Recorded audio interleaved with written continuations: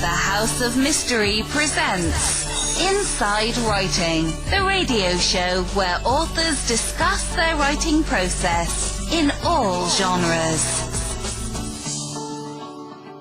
Okay, welcome back into the House of Mystery, and of course I'm Al Warren, and joining me as co-host today we've got Mr. John Copenhaver. How are you doing, John? I am doing fabulously. I've heard that. Of course, what else would you be? Even when you're not fabulous, you're fabulous. I know, I can't help it. It just The sun is glaring off. Right. They're going to have to powder your forehead, too, like mine. I can't believe that. Well, so we've got another guest of yours this week. That's a friend of yours. It's someone that you've been hanging out with a lot, hobnobbing in the big events and all the ones you socialites get invited to, and big celebrities and stuff like that, you know. And, you know, me, nobody calls. Oh, I'll call Al. I'll give you a ring. Yeah, I know. It's all right. I'm not really fussy on people anyway, as we know. Well, so we've got one of the stars of the Last Crime little group that you had there. And so, Kellye, Garrett, thank you for coming on the show. Hi, thank you guys for having me.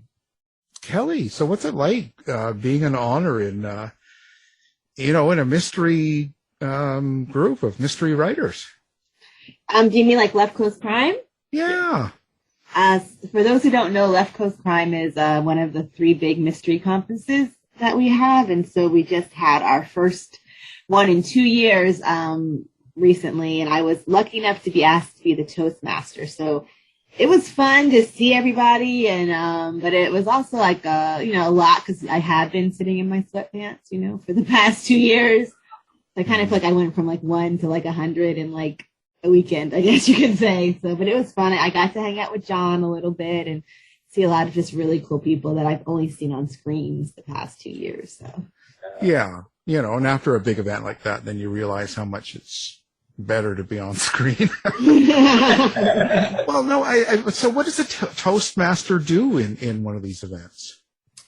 Basically, I was the host for the event. So we had like an opening ceremony where I got to announce the Left Coast Crime. They had the Lefty Awards, their nominees. So John was one of the nominees. I got to announce him and the other nominees. And then we have an awards banquet where I got to do a little speech and do a toast and, just basically I don't know, like be the MC of the evening, I guess. So you're like Chris Rock. Yes, but I didn't make any jokes to get me slapped. So at least no one came up and slapped me. John didn't go up and slap you. They wanted to. When John lost, John lost, so he didn't come up and slap you. Someone made no, that he joke didn't. For anything, someone made that joke to me. Oh, well, so you're handing out the cocktails is what you're doing. Or just telling people to drink the cocktails. So. Wow, that's quite an honor in a sense, that people think highly of you. Is it important that other crime writers or people in your genre appreciate the work you do? I mean, I feel like I'm cocky if I'm like, that's so important. I think it's interesting because I've only been really, if you think about it, around for 5 years. My first book came out in 2017. I've only had 3 books out during that time. And so I'm honored that people respect me, I guess, because even from the beginning, I was just very outspoken on certain things, and I think now that other people weren't outspoken, I was basically, when it comes to diversity and inclusivity, I was very outspoken. Like I was lucky to win 3 major mystery awards my first year. I won the Anthony, the Agatha, and the Lefty. And for 2 of my 3 speeches, I talked about diversity. So it's always a risk when you kind of shine that light on people or that mirror back at them to see how people react, and of course some people don't react great, but for the most part, people were very, happy that I brought up these important topics. So. Yeah, I think it's good. I mean, it's good to be different or shine a light on something that maybe isn't always focused on. It's always, sometimes it's a challenge, and you're always going to get a little bit of bite back, so to speak, or someone staring at you or something. But, I think in general, most of the people want to do the right thing and go the right way. So I think it's good, Yeah, but it's always so tricky, though, when it comes, I think, when it comes to diversity and inclusivity and, race and, homophobia, things like that, it's tricky because it can be an uncomfortable conversation. And I think when you're straight and cis and white, you're not used to being uncomfortable. And the irony is that the rest of us are uncomfortable a lot of the time, and so that's the tricky thing is having to deal with that uncomfort for some people who aren't used to it. So, yeah, well, when you're in a situation like that, a minority situation like that, it's easy to become strong and to deal with confrontation and dislike. Like we become much stronger earlier and over the years by facing so many challenges. But you're right. A typical straight white guy is not really used to dealing with that or dealing a lot with their own sensitivities or feelings. Yes. So it's going to make people uncomfortable. But I think it's a bumpy road that we need to take. Yeah, for sure. Right? Because that's how they overcome it themselves, by them facing that same challenge that we faced earlier in our lives and still do now. Right. I think it hopefully it makes, even if it only makes half of them aware of it, it's a step forward at a time. I think the only thing we need to do, I mean, not necessarily you, but I think as and in this situation, I think we need to not, there's a lot of hate going on around these situations. I prefer not to hate people that get themselves in an uncomfortable situation, even though they're trying to help. Or they're trying to do the right thing. Yeah, I don't think I hate them. I think it's tricky. I think sometimes people think I'm outspoken. I think it's funny because if you see me, I'm like 5'4" and very smiley. But I think people are intimidated by me sometimes because I'm so outspoken. They're, but I do try to, I put a lot of thought in how I say things. And I think it's easy, especially with social media, to just jump in and kind of try to shame people or make them feel bad. And my goal is not to do that. I know that, I don't want people to get defensive. So I do put a lot of thought, in how I say things. So. Yeah, but and that's good. I'm very much that way, and I'm considered to be a little bit colorful or aggressive too.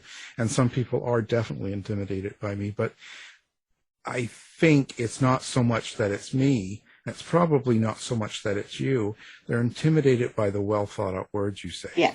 Yeah, I think that's right. That gets put out in the air, and it's like it's there. You can't avoid it. It's not, and so it's usually more about the subject than the person. You just happen to be the one saying it, and then they're kind of and yeah. So, but it's a good thing. Like I said, you're doing a good thing in several ways. That's fantastic that you're doing well in the mystery world. I mean, was there a certain point in your life when you decided that this is what you wanted to do, was write? I've wanted to write since I was 5 years old. I wanted to write a book, and I was just afraid to do it. And so I kind of took the very roundabout way where I was a journalist and I was a TV writer. Even now I have a day job where I work in communications. And so it was very roundabout. So I've always made my money actually writing in some form, but it took a long time to actually be brave enough to start a book. So. Did you feel a little bit of pressure? But, you're saying you do a day job in communications and you're writing and making a living, and you want to jump out there in your first book. Did that make it even more pressure to make sure that the book was good? I don't know. I think honestly, ironically, I think to me having a day job is a great safety net, actually. It's interesting. So I had my first two books on a mid-sized publisher, and they closed right when I was working on my third book. And there were people who were with the publisher who was like, why don't you just give them that third book? And I did not want to. And I think because I did have that safety net of, I have a day job. So this is not, if I don't give them the book, it's not money missing from me, which I think I might have felt differently if I was a full-time writer at that point and I needed that money, so I think it lets me kind of be able to kind of think about career long-term versus like, oh, I got to eat next month, Oh, yeah. That's what, I keep working at the Walmart greeting people at night. That's how I, just in case it doesn't work out, right? I got the job there from John. He, Well, you do love people so much. I thought, Yeah, that's funny. Great They, fit. they tell me to tackle anybody, I think, stealing stuff. So I'm there. It's a good job. I mean, my Walmart is very much about the like check your receipt and like in the bag before you can leave. So I believe you. I just want to see what people are buying. I'm just snoopy. But and the reason I bring up the awards or the show, the lefties and stuff, is because for me, I mean, I'm in the true crime area and I write nonfiction, and a lot of times the first books I wrote, you get people that read it and they say things and all that, and good things, bad things, whatever. And but one of the most important things to me, one of the things that it sort of excited me the most was when a really well-known true crime writer, had actually wrote a review on one of my books, and it was really good. I mean, that made me feel really good. Not that I was ever trying to impress him or any other writers. It was just fascinating that someone that's established and considered to be a good writer actually thought what I did in a book was good. So that's sort of why I bring it up. I'm just wondering if that in itself, is it important that people that are kind of established or good turn around and say, wow, you've really written a good book? I mean, obviously, I'm lucky that I have some people who I've admired forever who have read the books and like them. I think if I thought about other people reading my books, I would not write them. I'd be too intimidated, So I think even now, like I just had my third book, Like a Sister, come out last month, March 8th. And it still amazes me that it's a book, in my mind, it's still this Word document that I, opened up for 2 or 3 years and worked on. And so I think I have to look at it still as that Word document for me. Otherwise I get too intimidated and scared. Like I don't read reviews, like I don't go on Goodreads. Even if people tag me on reviews on like Instagram, I'll just respond like, thank you so much. I don't read reviews, but thank you so much for reading them. So I kind of have to operate in this bubble. Otherwise, I think I would scare myself. Yeah, it's something you have to get used to because, it's, I don't so much now. I'll go and look at the top of my name at Goodreads and it'll say like, 800 and some reviews, and it'll be like let's say 4 out of 5 or, whatever. And you're like, okay, that's great. Good enough. I don't need to get into the details.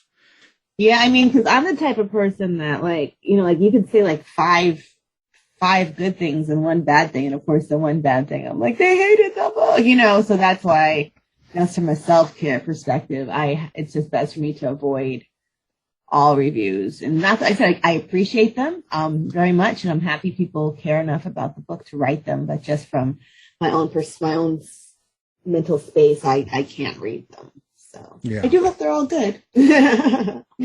I tend to, look at reviews in different ways, but I think that are they going to help you as a writer? It's like my biggest question. And if they don't help, then there's no point in reading them. Right.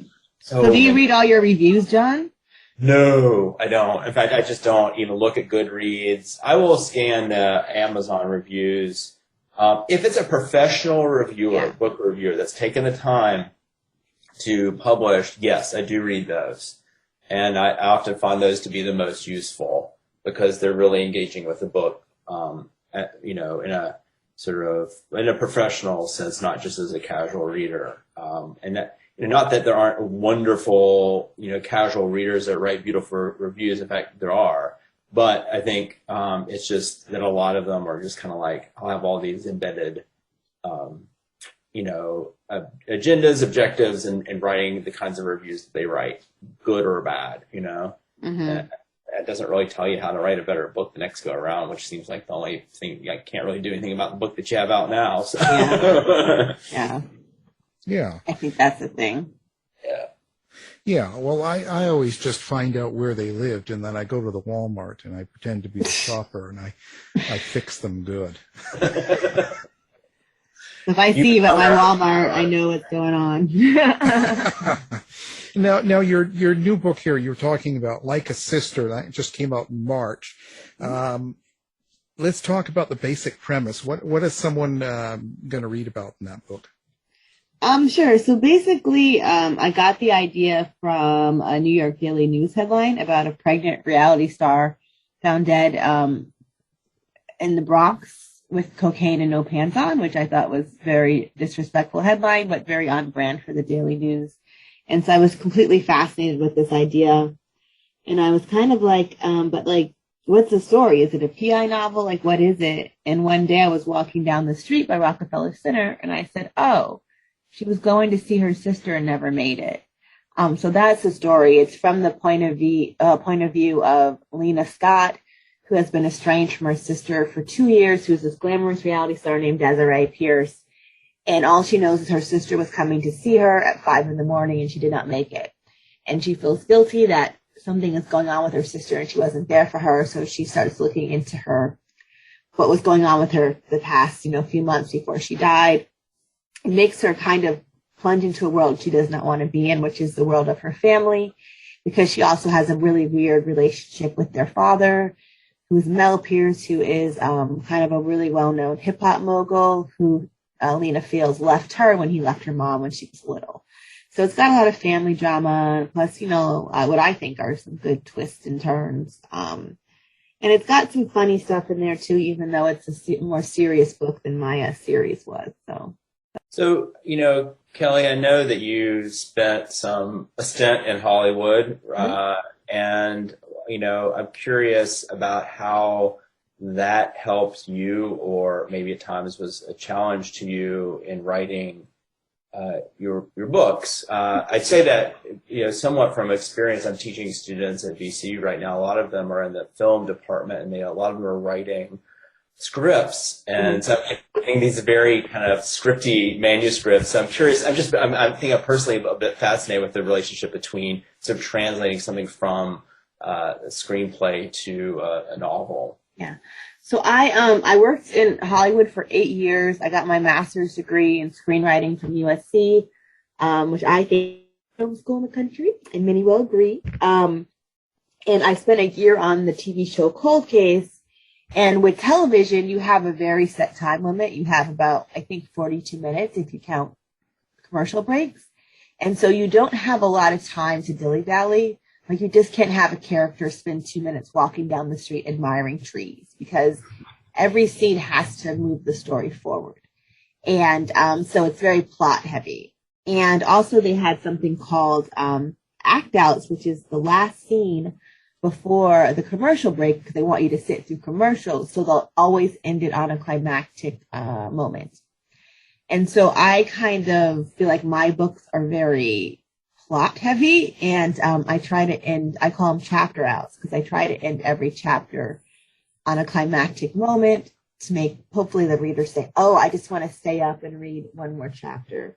On the flip side, I suck at description. I think I realized when I listened to the audiobook that I did not describe like half my characters, because the voices she used were actually not the voices in my head of what the person was like. And so I have to really work hard at describing a room, because with a screenplay, you don't really have to describe it because it's a visual medium, so you can see it. The screenplay is not a finished product. The movie's a finished product, whereas a book is the finished product. So I want to be able to work. I work really hard at trying to like, okay, describe the room, Kellye, or, describe what the person looks like or what they sound like. So that's what I struggle with. And I think that's from the screenwriting background. So.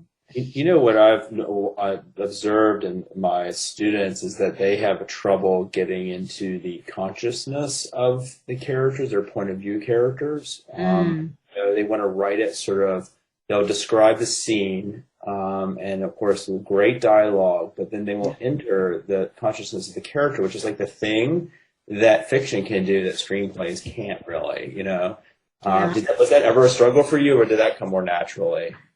I just write first person, and I tend to write first person past, which to me is a more introspective, voice. I think even first person present, you're actually more in the moment. They don't really have time to sit and reflect on things because they're experiencing it in the moment. Whereas first person past, they're reflecting on what happened and they can kind of look at it like a memory. And so I try to do that. I try to, get into the brain and the thought. I don't always succeed because sometimes things are in my head that I don't put on the page, and I have to give my editor, Helen O'Hare at Mulholland Books, credit. I'm a Black woman. I write about Black women, and I understand Black women, because that's my mom and my sister and even my niece. And there'd be times where my editor, Helen, who's white, would be like, I don't understand why Lena is reacting this way, and to me, I'm like, well, that's just how we react to things, And, but I was great because I was like, I have to make sure the reader understands why she's not crying, why she hasn't cried yet, why she's so focused on figuring this out, and why she's not letting herself be vulnerable or emotional. And so, that was a struggle for sure. And it was not there on the first draft, and probably on the second draft too, but, the finished product, I'd like to hope and think that it is on the page where, even if you don't agree with Lena's reactions to things, you understand why she's reacting that way. So. Absolutely. How do you actually see your characters? Like, do you see them like in your mind, or do you hear them, hear their voice? And I ask that because a lot of writers will say that they'll describe their characters and see them in a vision or something, or hear them and stuff like that. What's your situation? I'm like not that. It's so funny. Like I think it's funny when they're like, "Oh, they spoke to me and they came fully formed." Like that's not me. I had to work at her. I know what she looks like because I wasted a lot of time not writing, trying to figure out what she looked like, what actress. So she looks like Tessa Thompson to me with freckles. And I did a lot of character work. Like I do the Myers-Briggs. I did Myers-Briggs for her and for her. We at Wondery, creators of Dr. Death, Scamfluencers, and Over My Dead Body, go deeper into complex true crime stories to give you an inside look at the facts. And now we're launching the ultimate true crime fan destination, Exhibit C. It's truly criminal. Wondery's Exhibit C gives you the detective's lens of all of the evidence, taking you step by step through the twists and turns of each true crime case. Join the Exhibit C online community to access exclusive show merchandise, member-only content, and to hear directly from top criminal and social justice experts, witnesses, and investigators as they take us beyond the evidence and into the case file. Join now by following Wondery Exhibit C on Facebook, or find us on the web at WonderyExhibitC.com and listen to true crime podcasts on Wondery and Amazon Music. Exhibit C. It's truly criminal. Sister, and for another character who's a sister's best friend, who Lena has like this jealousy of. Her name is Erin. So I definitely did a lot of character research, and some might say I did it. Some didn't want to write the book. I was just wasting time, but I like to think it helped. Do you use people in your life as an influence, let's say, or inspiration of your characters, or perhaps you go out to the coffee shop and see people and pick up conversations, or you hang out at the Walmart maybe? Next to you. No, I don't. It's funny. I think my family wishes that I was like, yeah, that's based on my mother. But no, I don't. I mean, I think, I don't think anyone's based on anyone in particular. I think they're based on ideas, and maybe like a mix of people. Certain things I might take from one person or the other, but like there's no one where I'm like, oh, this person is definitely, this person. They might be inspired with certain elements, but no one was ripped from this book and taken. Even with like I said, it was based on a daily news headline, but the character of Desiree is definitely not based on the woman who passed away at all. It was more the headline that inspired me. So no, it's all in my head. It's all me, Al. It's all me. Well, I always wonder about that, because it's amazing some of the stories that people can come up with in that, and reality is certainly a little bit of a fiction in life. There's so many weird things going on around us all the time, and so much to choose from. So do you actually take things that happen in the news and sort of maybe that inspires your characters? Like you look at your character and decide how they would react if this happened? Is it kind of that way of doing No, but I it's funny, I do all my stories, I'm not super creative, so all my stories are based on like news headlines, and or even if you don't think it's directly, like I think like if you look at Hollywood Homicide, which is the first book in my debut, which was also the first book in a series, the Detective by Day series, there is a group in there that's robbing celebrities that was actually based 10 or 15 years ago. There was this group of people, of these like teenagers who were robbing celebrities. So that was based on that. And then in the second book, Hollywood Ending, there was a publicist who was leaving an award show event, and unfortunately she got shot. And so that was the basis for the murder mystery in Hollywood Ending. And as I mentioned, with like a sister, was based on a daily news headline. I will say my next book, the general idea is something that I thought of all by myself, but there's still elements like the Gabby Petito case is actually strongly influencing the book I'm working on now. So like you said, I think, truth is always stranger than fiction, as they say, that cliche. And so I definitely will look at that and be like, oh, that's a book. And how do I take that idea and put it in this world of this Black woman dealing with this issue and, modern day America, I guess. Yeah, John was really big in van life. You can always talk to him about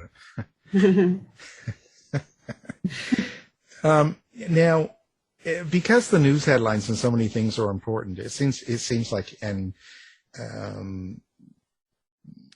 do you actually have a subtext or a some sort of theme or something that you want the reader to get from the book besides the entertainment value?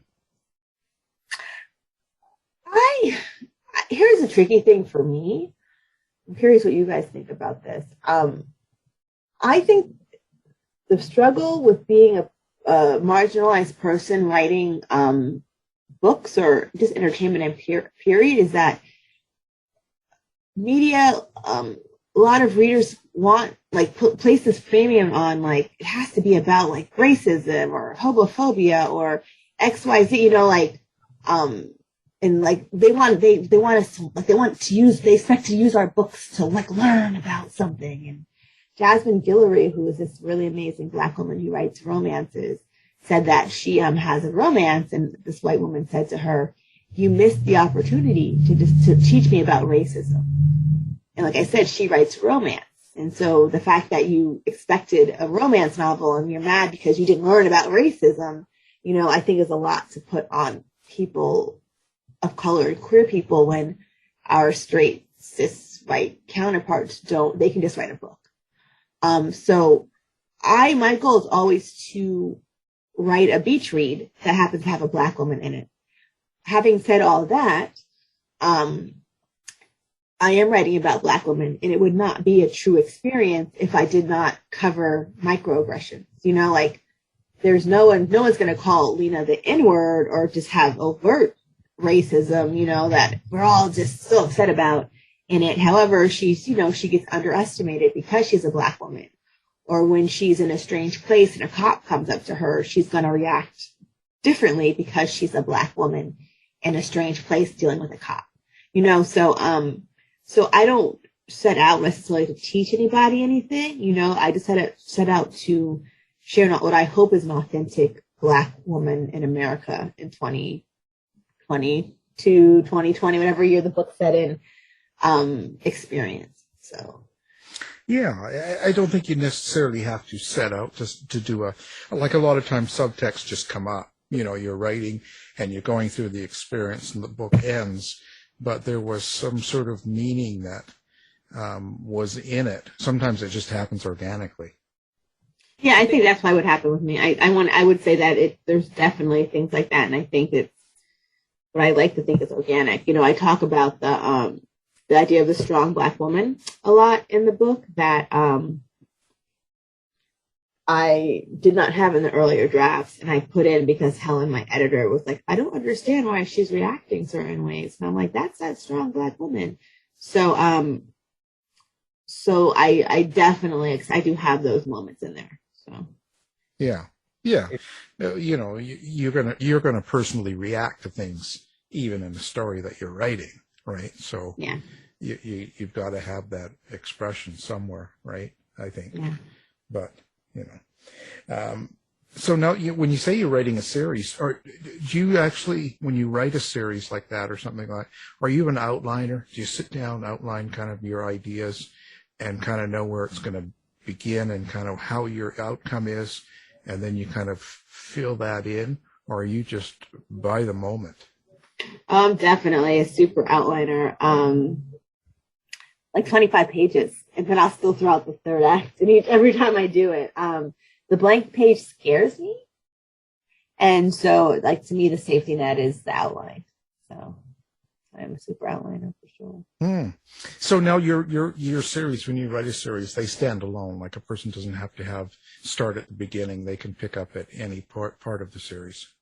Well, the series only had 2 books in it, and so yeah, I would like to think that if you picked up Hollywood Ending, you would be able to jump right in. I hope I tried to explain what Dana's situation was so you can jump in for sure. So now, where do you get your inspiration from? It's kind of a corny question, but it doesn't have to be other writers. Do you sort of listen to music, or do you watch movies, or do you what van life? I don't know. I mean, like, anything like stuff fascinates me. So it could be anything and anywhere that I get an idea from, I'm assuming that's what you mean by inspiration. It could be anything, I got the idea for the book I'm working on right now because I went on a writer's retreat at a friend's house in Baltimore. So it could be anything, I think it's best when I don't try to find an idea, like I might, like I said, see the Daily News headline and be like, ooh. Or with the Hollywood Homicide, which is the first book in my my debut in the Day series, I was driving past a billboard offering a $15,000 reward for information on a murder. And at the time I was dead broke. And I was like, oh, I should try to solve that. And then I was like, oh, that's such a horrible idea. Like my mother would kill me. I wouldn't be on the billboard next. So but I was like, oh, that's a great idea for a book. And so that's what the Day books are about. It's this woman, this actress who's kind of broke and lost, and her family's about to lose their house. And she realizes she drives past this billboard for information on a hit and run and realizes she drove past the hit and run. So she's like, ooh, let me try to just remember something about the car so I can get this money. And the next thing you know, she's like running down the street in her Louis Vuittons chasing bad guys. So. Your book sort of changed a little bit in tone from the Hollywood Homicide and Hollywood Ending to, I guess, more of a psychological suspense. You know, is that, Yes. I mean, I know people have referred to those first two books as cozy. I don't personally think they're cozies, but I don't know what you think about that. But there was sort of a shift, right? And I'm curious about why you went that direction, and, you know, talk us through that a little bit. I don't mind. If people want to call my book a cozy, it's fine. If they don't want to call it cozy, it's fine. I call whatever you want. But yeah, so when my publisher closed while I was writing book 3 in the series, I kind of was like, oh, at the time I wasn't really sure, honestly, what I wanted to do next anyway, because I had a 3-book contract. And I was kind of like, oh, well, the decision has been made for me. And so I kind of was like, oh, this could be a career reset. And I knew a lot of people like Rachel Halsell Hall and Jess Lowry, of course, like the GOAT is like, you know, Laura Littman, who went from writing a series to moving on to standalones. Mm-hmm. And so I didn't really think there was a lot of, I'd been reading a lot of domestic suspense, and there was not a lot of Black women stories in there. There's some people like Kate Houlihan was doing it, and Rachel Halsell Hall was transitioned at that time. But I was like, oh, well, what if I try to write a more standalone domestic suspensey book? But again, it's about a Black woman, so it can't have a lot of the tropes that you see in domestic suspense. You know, a lot of domestic suspense is this white woman in the suburbs, you know, and of course she's like, her husband, she can't trust her husband, she's lost her kid, this and that. She's super nosy with her neighbors, and that's not, Black women acting like that is not going to get the same reaction and sympathy as white women counterparts do. And so I knew I did not want to write a woman in the suburbs. I wanted to write a woman in the city who was single, because that's me. You know, but I still wanted to have the tropes of, you know, good twist and family drama and like a really interesting first person narrative. So it definitely has those tropes, just from a decidedly Black woman perspective. So do you ever, I guess, you know, in your writing process, are you the type that can just sit down and write? Like, can you say, well, there's nobody here between 11 and 3 today, or I've got Saturday off, so I'll sit down and write? Can you just do it like that, or do you have to be in a mood? I have to be in a mood. I am trying to force myself to be in that mood. You know, I think one of the cool things about, you know, the pandemic is that so much stuff went online with like Zoom and, you know, things like that, where I have been doing a lot more sprints. I have more time because I'm not commuting to work. So I would spend time sprinting with friends, you know, and even Zoom sprinting with friends, which is great because it's like you kind of chit chat a little bit. Then you spend 25 minutes writing. Then you can talk about what you wrote. And if you're like, oh, I had this idea while I was writing, what do you think about this? Or they might say like, oh, I'm working on this scene. You want, like, let's talk about it. So that's kind of cool. It kind of makes writing, which is such a solitary endeavor, a bit more like, you know, work environment, because you have someone to talk to. So that's been helping me a lot. So I think if it was just me by myself, I don't know if I'd be as driven, but it helps to have another person with me. So where do you see yourself going? Like, where do you see this writing career going? Do you think you're going to keep on pursuing it? Yeah, it's the dream for me. And so I just don't, God willing, I'm able to write for the rest of my life, you know.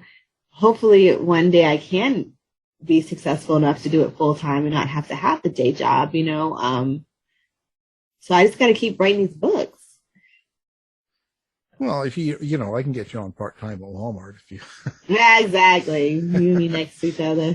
Yeah, do the weekend, you know, and well, so now someone that's never read one of your books before, which one would you suggest they read to get to know what kind of a writer you are? Is that the new one you've got now? Yeah, I mean, since that's the one out, let's say that one. If you are looking for something a lot more just fun, I would go with the day books. the Detective by Day books. But I mean, I have 3, so it wouldn't take long to read them all if they wanted to. But I like to think I'm getting better with each book. So I definitely think Like a Sister is my best work yet. And I'm hoping that the next one is even better. Right now it's not, because it's a crappy first draft. But, you know, I think it's funny. I took them about 3 years, but I got the rights back to the 2 books in my series, and I self-published them in December. And when I was self-publishing them, I had to reread them. And I'm not that person who rereads their books, because I always want to make changes. And so I think about these books, you know, more as this was the time in my life where I was at, you know, and so I kind of put my emotional feelings on the book, which kind of makes, you know, so I was surprised that I'm like, oh, these books are pretty good. It's not the worst thing on the planet, even though I felt like at that time I was depressed or XYZ, and that's how I felt when I was writing it. It doesn't really come off on the page. So, I do think that the first 2 are good. You know, I mean, the first one won, 4 awards, and the second one was nominated for 2 awards and was a Today Show Best Summer Read of 2019. So, I mean, they're good books for what they are. So I'm not going to say like they're the best books on the planet, but I'm proud of them. So They're great. So you talk about the new book at all, or is that sort of something you don't like doing? No, I don't mind talking about it. Basically, like I mentioned, yeah. So no, yeah. When I went, a friend invited me to a writer's retreat at her house in Baltimore, and she was not in town, and she had a 4-story row house, and I was there by myself, and I thought I could go downstairs right now and find a dead body and not know how it got there. And her neighbors would be like, who's the black girl? Why did she kill somebody? And so that's the idea behind the book. This black woman and her boyfriend come up to Jersey City from Baltimore, and they're supposed to spend a romantic weekend in the New York City area. And she wakes up one day and her boyfriend's missing. And this white woman who's been missing and been all over the news for missing for a couple of days is dead in her foyer. And she does not know how the woman got there. And so, like I said before, the Gabby Petito case is interesting because they talk about like the idea of missing white woman syndrome when the media like latches on to this beautiful missing, you know, woman, and it becomes like this huge news, you know, which is good. But also, if you think about it, women go missing every day. They don't make news. And like the Gabby Petito case, it was so interesting because you had like the TikTok sleuths and like people whose whole thing was like investigating the case, and there'd be sightings of the boyfriend Brian Laundrie and theories, and they weren't officers. So some of these theories were so outlandish, but they didn't seem to care if they were accurate or not, right? And so that's what happens is there's all these theories about what happened to the woman who's missing and who's now dead. And it's kind of like, how does that affect this innocent woman who came downstairs and found her in the foyer? He doesn't know what happened to her boyfriend. So that's kind of, I play with that a lot, with that social media element. So. Yeah. Now, do you have social media, or do you like to interact with people on social media, or fans or readers, or do you have a website? How do people find you? I have a website, which is very pretty because I paid someone to design it. But I am on all the social media platforms. My favorite's Twitter. If you like book stuff, follow me on Twitter because I talk about my book. I retweet everyone and their mom when it comes to my friends and their books coming out. I'm on Instagram. I traditionally have used Instagram to stalk people and to just look at gossip, but I'm trying to get better with posting stuff. So I do post book stuff. I tend to forget my Facebook author page exists. What I tend to do is I'll just make my personal page. If I do a post on my book, I'll make it public so people can see it. But for me, Facebook is more like the most personal for me because I think I've had it the longest. So I have a lot of people who know me forever on there. So I don't want to just like, book, I don't want them to just like, God, Kelly's talking about her book again. So I try to do more personal stuff on there. I do keep that private though, just because I don't necessarily think the world needs to see how cute my niece and nephew are, although they're very cute. So yeah, I'm definitely on all the social media platforms. So. Great. And you're doing TikTok dances for everyone? No, that's actually the one I'm not on. I'm not on TikTok. I'm fascinated with it. I just don't see myself. I'm a writer. I'm not a performer. I'm a writer, so there's some authors who kill it when it comes to those skits and things and all of them. I'm just not, that's just not my personality. And I truly believe you should do what you find you enjoy when it comes to social media as an author. Because otherwise it comes across as fake. And so, I don't see myself being on TikTok, but maybe next week I'll change my mind and I'll be dancing. Well, we have everything up on our website as well, so people can find you with one click when they're listening. So, get a few more followers, hopefully. How was the COVID? How was writing during COVID and even now, and, with the war and anti-mask rallies and just all the weird stuff going on outside? Does that stress sort of affect your writing? Yeah, I think it's hard for everyone, and I think we have to be kind to ourselves. We've just spent the last 2 years, the world has changed, and we thought it would be 2 weeks, right? And it's 2 years later, and it's still, it's still going on. And that's the thing, like, this is the new normal. We're not getting back to normal. This is the new normal, right? On the flip side, though, I would have to commute to New York every day for work, and so I now have 2 hours, a day that I did not have before, that I can, work on my book stuff. Because I try to keep it separate. Like, my day job is my day job. I don't work on my book during my day job. But when my day job's over, I try to focus fully on, on my book stuff. So that's been good for me. What I did is we sold my book on proposal. Because I was like to my agent, I'm like, I don't think I'm going to be able to finish this. So let's try to sell it on proposal. And luckily we were able to sell it in 5 days on proposal, which was nice. And it helps when you have a contract to finish. It makes it easier to write when you got a contract. So that's what I did. Well, it's certainly been interesting to talk to you. And I appreciate you taking your time. I know you're busy and you got all these things going on and writing good books and everything.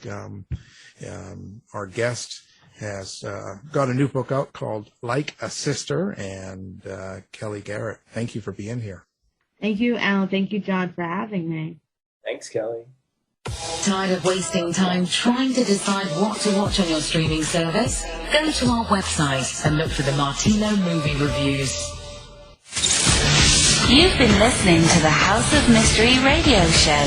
To find out more about our guests, hosts, or shows, go to www.houseofmystery.com. Show's over for now. Was it as good for you as it was for me? Yeah. Good night. This has been a production of Something Weird Media. I'll be back. You've been listening to the House of Mystery radio show. To find out more about our guests, hosts, or shows, go to www.houseofmystery.com. Show's over for now. Was it as good for you as it was for me? Yeah. Good night. This has been a production of Something Weird Media. I'll be back.